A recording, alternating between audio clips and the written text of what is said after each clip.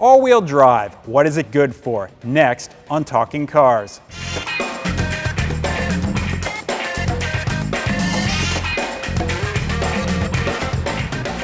Hi everybody, and welcome to Talking Cars with Consumer Reports. I'm Tom Mutchler. I'm Jake Fisher. And I'm Mark Rexon. Well, summer is giving way to fall, and that means winter, and that means snow. Are you going to sing? Again? I could. Don't tempt me. Don't tempt me. Anyway, we're talking about all-wheel drive on this episode. You know, we get a lot of questions all the time about all-wheel drive. In fact, you go back to episode 77, our questions-only episode, and almost every single one of the car buying questions hinged in some way on all-wheel drive. So we did a lot of research last winter, which was a horrible, horrible winter.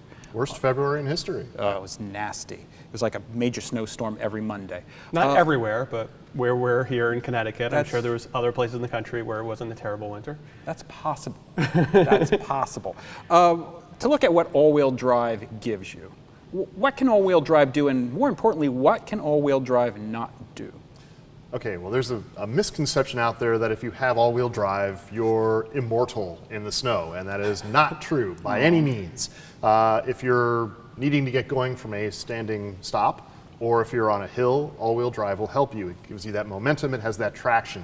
What all-wheel drive will not help you do is brake effectively or corner effectively.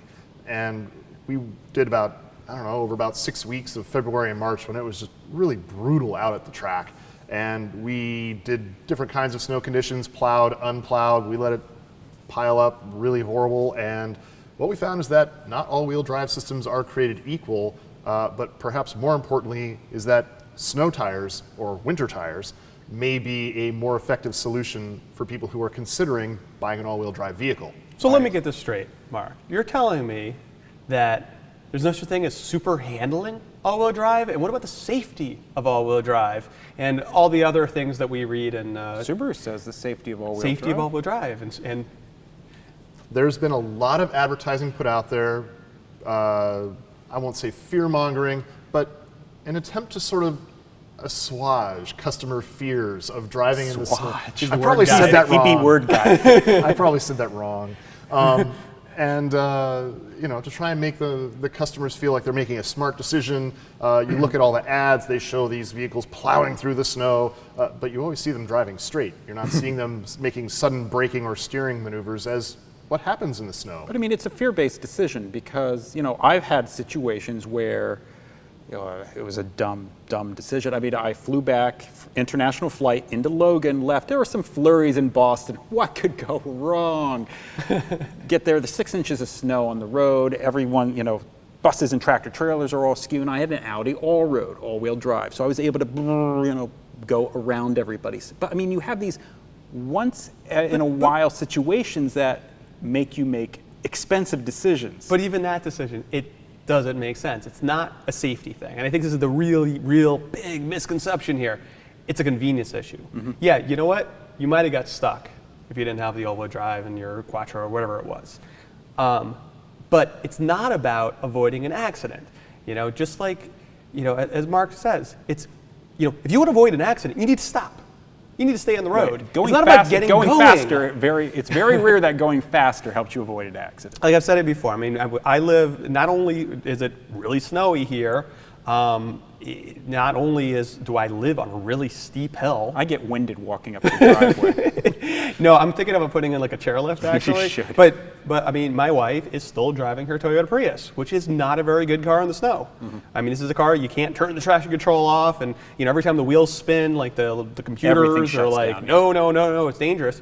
But I just picked up another set of snow tires for her car because I realized I don't want her to crash. If it means that she can't get going in that snowstorm, fine, stay home. Work from home. Don't be stupid. Mm-hmm. You know what I mean? Getting out there, that's what all-wheel drive will allow you to do. That's what an SUV with all-wheel drive will allow you to do. It'll get you going. You're not going to get stuck. Maybe you'll get up that hill. But getting down that hill and stopping without crashing into something, all-wheel drive doesn't do anything for you. Right, we were doing tests on the track, and we were comparing a front-wheel drive Toyota Camry to, I believe, an all-wheel drive Honda CR-V, and braking distances were very similar between the two on all-season tires, and they were long. And we were doing some deep snow too. I mean, this was like, we had a couple of inches out there, and it was extremely long. But then we throw on snow tires, and everything changes. It doesn't matter if it's the Camry, it doesn't matter if it's the CR-V. That Camry with snow tires, what was the number? It was about half the distance. Yeah, it was about half the distance, and well, okay, first a caveat. The tires we put on the Camry were not OEM stock. They were secondary tires that we bought from our vendor. But that said, the Camry was stopping at shorter distances than the CR-V, and with both all-season tires and with snow tires. So it's not like all-wheel drive is this panacea that will get you out of a situation. It depends very much more on the tires that you have underneath you, and if you have really good all-season tires that perform really well in snow, they are out there. And for a lot of people, if you live in areas where you have regularly plowed roads, that probably is enough. But if you're living in an area that gets apocalyptic or snow-apocalyptic winters, you need winter tires. Well, or if you want the maximum of safety. If, again, that is your true concern, is maximizing safety. It's not all-wheel drive, it's snow tires. It's grip. It's the ability to stop, it's the ability to go around that corner. We found this when we, a couple years ago, when we bought our Land Rover Range Rover Sport, which came with a set of summer tires. Right. And you would have a Nissan Altima with all seasons that stopped way shorter than that Range Rover Sport. Well, and that's a really interesting point. So a lot of these SUVs, because people are buying SUVs, and especially some of the luxury ones, they're trying to give you some aspect of handling. And some of the ways they do this is they put on summer tires, 3-season tires that aren't really rated for the snow. And even the ones sometimes that are rated for the snow, they're really performance-oriented tires. They're trying to get that grip, even though you have the larger vehicle and the taller vehicle. So sometimes you're getting these situations, you're getting this SUV, you're getting this all-wheel drive SUV, and you're not going to stop as well as you would with a Corolla or a Civic. And I think that's important for SUV and wagon and crossover owners, is to check what type of all-season tires you have on your vehicle. I'm sure there were probably plenty of Land Rover buyers who bought the vehicle that came equipped with summer tires and thought, but it's a Land Rover, it can go anywhere. Look at all the ads. Look what it does in the Dakar Rally. This can go everywhere. Totally missing the point that it has summer tires on You it. have the same thing with Subaru WRX owners who may have summer tires, Audi Quattro owners who may have the sports package, BMW X-Drive owners who have the sports package. And the other misleading part about that is, and you're right, there's many examples. You get these all-wheel drive vehicles, they do not have tires that really work well in the snow. But despite that fact, because they have all-wheel drive, they will still get you going better. So even that Land Rover that we talked about. So they will get you going better, but they will help you stop worse. Help you stop worse. He be the word guy. Depending on the tire, I mean. Well, from our experience with that Land Rover, that got going much better than a front-wheel drive car with all seasons. But when it came down to stopping, it was a sled. It was hopeless. Yep. And what happens is when we go out here in the snow. I mean, the snow stuff's a new thing for you, but but I mean, no. But you go out there and you're in front-wheel drive, you feel it slip. You're like, oh, okay, I better take it easy. You get in something called all-wheel drive, and you're like, that's not so bad. And then all of a sudden, when and we all know, we go out in that first snowstorm. What do you see in the woods? Sure. You see basically older Subaru Outbacks, which oversteer, don't have stability control, and go off backwards. Or you see SUVs, or you see pickup trucks. You see all the big SUVs because the people get that momentum going. They feel immortal. There's that word again, and you see them all the time on the highway, and they're going wailing past you in the snow, and about 5 miles later, you'll see them in the guardrail or the ditch. Right. So people still do buy all-wheel drive. All-wheel drive is very popular. Not in Dubai. Not in Dubai. I'm sorry. No you all-wheel can drive me. in Dubai. But people buy all-wheel drive SUVs, and people want to know. Over the years, we've gotten a lot of questions. What all-wheel drive SUVs are the best? So last year, we decided to try to find out. We tested 3 popular small SUVs: the Subaru Forester, Toyota RAV4, the Honda CR-V, to find out how each one did in the snow. What did we find? Well, what we did find is that not all all-wheel drive systems are built alike. Some have more wheel spin built in, some have different ways of engaging the various drive wheels. Some engage all the drive wheels all the time, some only engage the front wheels, and then sometimes engage the rear wheels, some only do it up to a certain speed. Right, because a lot of the curiosity started about maybe 15 months ago when a Swedish publication showed a video of testing a Honda CR-V, just like the one parked behind us, on a set of rollers, and it basically wouldn't move. And we wanted to find out how real world that actually was. So yeah, we let it snow like crazy at the track. We didn't plow it, and yeah. We made it snow like crazy. No, that was difficult. I made a phone right. call. So. Wow. That's a very powerful man. You're wasting your time here. You have better talents, my friend. So yeah, we let it pile up as though it were the worst of any municipality that decides it just doesn't have the ability to plow the streets clear. And That's called Hartford. That's called Hartford. Yep. It's called Detroit. And we took everything we owned out there. We did the closest thing we could to testing on the 3 vehicles, on the CR-V, on the RAV4, and the Forester. But obviously, snow changes consistency every time the temperature changes. A vehicle rolls over a certain path. All of a sudden, it's very hard to get consistent testing. But in terms of evaluation over a period of weeks, we were pretty thorough. We took a bunch of other crossover vehicles out there as well: Audi Q5, Toyota Highlander Hybrid. I think one of the Land Rovers, Subaru Legacy, and what we found is that various vehicles perform differently based on how their all-wheel drive systems work, and some almost go into complete shutdown mode, where you're going into a corner and you think, okay, it's plowing straight through the curve, which on our test track is no big deal, but on a city street, you're in oncoming lanes. Or trees. So what you need to do is to get the car to rotate the direction you want it to go, give it some gas, and get out of your predicament. And these cars, their all-wheel drive systems just basically went into shutdown mode. Well, I mean, it's part of the all-wheel drive system. Part of it is, again, the tire's grip, and also the stability control calibration. So I think that's some of what we saw too. So I mean, in terms of going back to the test where you saw the cars on the rollers, Sure. It doesn't look like that's really a realistic type situation. I mean, the CR-V behind you, it'll get going. It's not going to just completely give up. Certainly if you have a situation where it's on rollers, that's a different thing, and maybe not really replicating real world. The all-wheel drive vehicles, they all did fairly good at getting going. It's about going around corners. It was actually a little deeper, and obviously a roller test isn't going to tell you that. But around corners, some of the stability control systems basically shut you down and took away a lot of your controls. Toyota, the RAV4 The did that. Toyota RAV4, it was kind of like a whiff of slippiness, and I know with my wife's Prius, it's the same thing.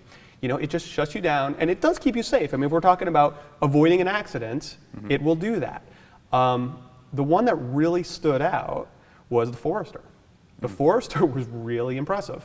That was a car that it's interesting. It allowed a little bit of slip. It gave you a little bit of controllability, but we all felt, more confident, and you could get around the track much quicker. Right, you need a bit of that slip, especially when you're climbing a hill. You need Right. a little bit of slip. It needs to allow a little bit of slip rather than totally spazzing out like, oh my goodness, you're slipping, I'm going to cut off the power immediately. Let it slip a Yeah. bit, maintain momentum, keep going. Yeah, that's well said. Spazzing out is a technical term. It is, So, that's right. That's, SPAZ, slippage. we'll let you... Yeah. But the point is, and actually one of the questions that we sometimes get asked in terms of stability control is, why is there stability control off button? And often it is that for that exact reason. Sometimes you're in deep snow and there's a technical thing that happens, which we call spazzing out. Well, I mean, it'll shut down the drive wheels, whether or not it's traction control or stability control. But in certain situations, you do want the tires to spin to get you going. But we also found, taking some other SUVs out there, that it can also simply be tire grip. We had a Toyota Highlander that tended to get stuck a lot. It got stuck, and it also plowed straight through corners. We have talented and trained professional drivers, and it didn't really matter. They were occupants by that point. There was so little grip from the tires. I mean, the grooves were filled with snow. It wasn't kicking the snow out, and it didn't. By that point, you lose traction, and you're already in this much snow. You can't stop, you can't turn. You're along for the ride. Yeah. So, it's interesting that the Forester felt the best to drive in, the evaluations we did here at the track, because we also surveyed, I believe, 54,000 readers who frequently drive in wintry conditions. Of which, sorry, we have to parse that data. Okay. Of which we only took the 100,000-ish who kept on their all-season tires, not those who switched to snow tires. Right, because only about 15% of people switch to snow tires. Right, which is a startling statistic. Considering we've been preaching about snow tires for a very long time at Consumer Yes. Reports. So among the people who still were using their all-season tires in our survey, Subarus came up at top for the best. We were looking for people's satisfaction with their car in the snow. So we were just looking at people who actually were driving in the snow repeatedly. In all-wheel drive vehicles And all-wheel drive vehicles. And yeah, people who had Subarus were real happy. You know, on the other end, there are some people who bought the cars and they were not very happy. And the trend was really kind of the performance-oriented ones. I mean, there was certainly like, you know, the Jukes and the Rogues and these small SUVs. Mazda They're really CX-5 wasn't great CX-5. either. Yeah. So I mean, the trend really comes down to is these vehicles that are SUVs that are kind of, as we talked about, they're trying to emphasize the sportiness. They wind up maybe don't have the same traction. Maybe they aren't really tuned for that, and that's hurting them. So, you know, a question we're inevitably going to get is, why don't we do this on every car? Well, in terms of testing them, I mean, the problem is the repeatability. So we're testing year round. When we purchase the vehicle in the spring and we publish in the fall, that's not going to have the same scrutiny as something. And you know, if we could figure out a way of having it snow exactly the same amount every Mark, year. can you make it snow exactly? Yeah, the you same got a phone number, right? In July, yeah. Please. I got a guy. So the repeatability is really the problem, and that's why we went to survey and we tried to ask what people, what their experiences were. Right. Okay, so with all that in mind, like I said, we get tons of questions about buying all-wheel drive cars. We've got this question: how much of a difference does all-wheel drive make over front-wheel drive on a sedan when dealing with my New England winters? I'm in the market for an entry-level luxury sedan, and I'm wondering if it's worth restricting my choices to those that have all-wheel drive. Would love to hear any recommendations. Entry-level luxury sedan in New England. Yeah, with winter tires, you're fine. And I mean, one thing that we haven't really said is, if you have an all-wheel drive or four-wheel drive vehicle with winter tires, you're pretty much unstoppable. You can go, but you can stop. You can go, you can stop, stop, and you can yes. corner. I mean, that said, there are the laws of physics, there are the laws of traction and thermodynamics, and at some point, even the finest quality snow tire isn't going to help you out in a horrible winter situation on ice. So I mean, for example. well, let me add something. When you're talking about entry-level luxury vehicles, well, what's the alternative to all-wheel drive? It's front or rear-wheel drive, something that we really didn't really get into. That's true. So you're looking at, okay, am I going to wind up with a BMW 3 Series, or am I going to wind So up with a rear-wheel drive car Audi is a A4? whole nother animal. A rear-wheel drive car in the snow can be a serious handful. You don't have a lot of weight over the rear wheels, and also the state is, the tail tends to step out. However, if you talk about New England, basically every dealership around, I mean, you have to go way out of your way to find a rear-wheel drive small luxury car, because basically they have gone full-bore all-wheel drive. If it's a 3 Series or if it's a C-Class, your choices basically are all-wheel drive or front-wheel drive. And it's a question of, if it's a question of safety and stopping, snow tires are going to be great for you. All-wheel drive's not going to help you. It's a matter of getting going. You might as well get the all-wheel drive, yeah. Yeah, it's also, other than BMW, I believe most entry-level luxury sedans are front-wheel drive now. The Mercedes, the CLA is front-wheel drive. The Regal's front-wheel drive. The Acura ILX, which you should not buy, is front-wheel drive. It's mostly a front-wheel. These days, it's mostly a front-wheel drive market. So. Well, I don't know where he was starting with entry level, and then the flip side is, or do you get a really well-equipped mainstream branded vehicle for the same dollar figure, which may actually give you more safety equipment, which may give you all-wheel drive. Well, that's true. I name standard this, as opposed to as a premium cost. Or I name this all the time, a Ford Fusion with all-wheel drive, if you're really that worried about it. But it's front-wheel drive as default anyway. So. Yeah, you get the Aston Martin badge for it, and just it's all good. That's right. A couple questions going back to some earlier episodes. We were talking about buying stick shifts. You'll like this. There were people who enjoy driving stick shift cars, and they wanted to get a car for their son who also enjoyed driving stick shifts. And we talked about getting a Subaru, but we complained that the manual shifters typically aren't that good in Subarus. Andrew Price says, look, I love you guys, but there's this little publication called Consumer Reports that had the following to say about the 2005 WRX STI. That short throw 6-speed shifter makes it a delight to row the gears. I could be wrong, but isn't describing a shifter as a delight generally considered a compliment. An STI isn't. Generalizations are dangerous, aren't they? They are, aren't So they? Generally. Yeah, generally. Nicely done. So yeah, generally, the Subaru shifters aren't, they're okay. They're not that great. The STI is a little bit better. Certainly has a tighter throw. That said, just not all the sports cars. So the Subaru BRZ, it's okay, but it's a little bit clunky. It's not a Miata. It's no Mazda. And let me even bring it wider. I mean, a Mazda 3 is just sweet. Right, so is a Miata.